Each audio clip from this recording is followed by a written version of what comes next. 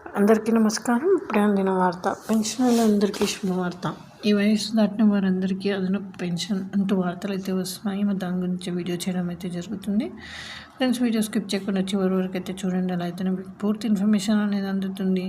అలానే చాలామంది చూస్తున్నారు కానీ సబ్స్క్రైబ్ చేయడం మర్చిపోతున్నారు. దయచేసి సబ్స్క్రైబ్ చేయండి, అలానే లైక్ చేయండి. ఇక లేట్ చేయకుండా వీడియోలోకి వెళ్ళిపోదాం.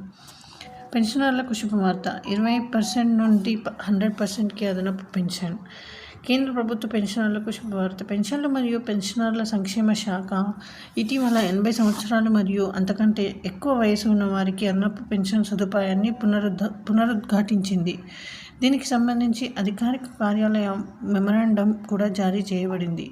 ఎవరికి ఎంత అదనపు పెన్షన్ ఇస్తారు? కేంద్ర ప్రభుత్వం అందించే కారుణ్య భత్యం అనే అదనపు పెన్షన్ వయసు ఆధారంగా ఈ క్రింది రేట్లలో అందించబడుతుంది. మరి 80 సంవత్సరాలు నుంచి 80 సంవత్సరాలకు ప్రాథమిక పెన్షన్ 20% అదనంగా, 85 నుంచి 90 వారికి 30%, 90 నుంచి 95 వారికి 40%, 95 నుంచి 100 వారికి 50%, 100 సంవత్సరాలు మరియు అంతకంటే ఎక్కువైతే 100% అదనపు పెన్షన్ అన్నమాట.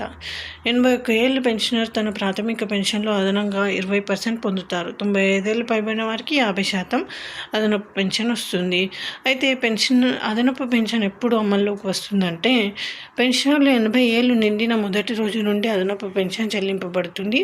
ఉదాహరణకు, ఒకవేళ ఏప్రిల్ 10, 1944 జన్మించినట్టయితే పెన్షనర్ ఏప్రిల్ 1, 2024 నాటికి 20% అదనపు పెన్షన్ అయితే వస్తుంది.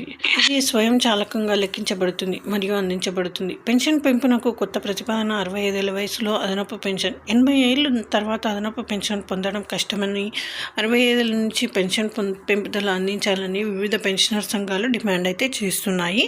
మరి పార్లమెంట్ కమిటీ సిఫార్సు అయితే 60 సంవత్సరాల వయసున్న వారికి 5% అదనం, 70 ఏళ్ల వయసు వారికి 10%, 75 వాళ్ళకి 15%, 80 ఏళ్ళ వారికి 20% అదనంగా 65 సంవత్సరాల వయసు నుండి ప్రతి 5 సంవత్సరాలకు ఒకసారి పెన్షన్ పెంచాలనే ప్రతిపాదన డిమాండ్ అయితే ఉంది.